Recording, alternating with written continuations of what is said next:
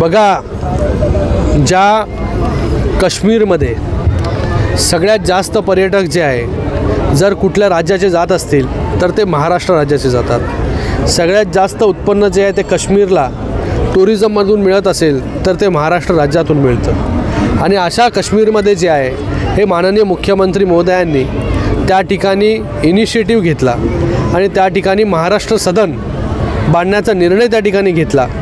राज्यपालांनी त्याच्यावरती सकारात्मक निर्णय देखील दिला, जेणेकरून जे पर्यटक महाराष्ट्रामधून जातील ते देखील त्याचा लाभ जो आहे तो त्या ठिकाणी घेऊ शकतील।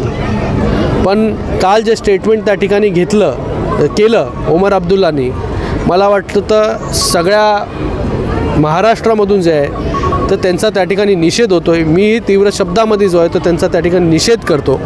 पण याच्यावरून जास्त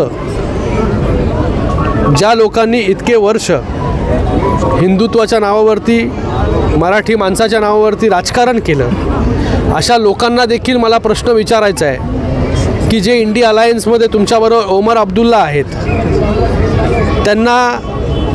त्यांनी जेव्हा हे स्टेटमेंट केलं की आम्ही हे महाराष्ट्र सदन कसं काश्मीरमध्ये होतो, ज्या काश्मीरमधून 370 हटवण्याचं स्वप्न जे आहे बाळासाहेबांनी पाहिलं आणि ते हटवण्याचं काम या देशाचे प्रधानमंत्री नरेंद्र मोदी साहेबांनी केलं, अशा काश्मीरमध्ये महाराष्ट्र सदन होऊ देणार नाही। याच्यासाठी इंडिया अलायन्समधले तुमचे जे सहकारी आहेत ओमर अब्दुल्ला, फारुख अब्दुल्ला, त्यांना एका शब्दामध्ये विचारण्याची हिंमत तरी त्या ठिकाणी ठेवा।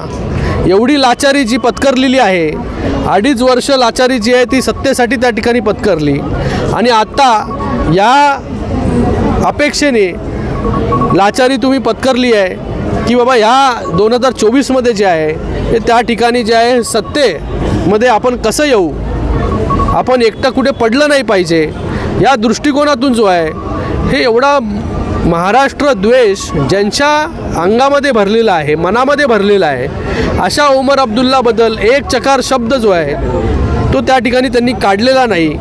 आणि मला 100% माहिती आहे की त्यांच्या तोंडून जो आहे एक शकार शब्द जो आहे त्यांना प्रश्न विचारण्याची हिंमत होणार नाही। कारण की जे राहुल गांधी सावरकरांबद्दल जे आहे हे नेहमी नेगेटिव्ह त्या ठिकाणी बोलत असतात, त्यांना शिव्याशाप देत असतात, त्यांच्या मांडीला मांडी लावून बसण्याचं काम आणि स्वागत करण्याचं काम शिवतीर्थावरती, ज्या शिवतीर्थावरून हिंदू हृदय सम्राट बाळासाहेब ठाकरे यांनी हिंदुत्वाचा अंगार जो आहे प्रत्येकाच्या मनामध्ये फुलवण्याचं काम त्या ठिकाणी केलं, त्या ठिकाणी हिंदू शब्द उच्चाराला देखील जी आहे ती त्या ठिकाणी हिंमत झाली नाही, तर ओमर अब्दुल्लाला विचारण्याची हिंमत कुठून येईल?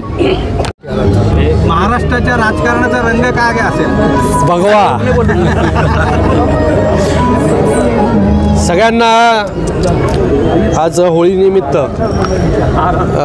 विविध भागांमध्ये जे आहे हे त्या ठिकाणी जाणं होतं आहे। लोकांच्या गाठीभेटी ज्या आहेत त्या निमित्ताने जे आहेत हे त्या ठिकाणी होत आहेत। आज होळी आहे, उद्या धुलीवंदन आहे। सगळे लोक जे आहेत ते वेगवेगळ्या कलरमध्ये जे आहे, रंगामध्ये जे आहे ते रंगलेले असतील।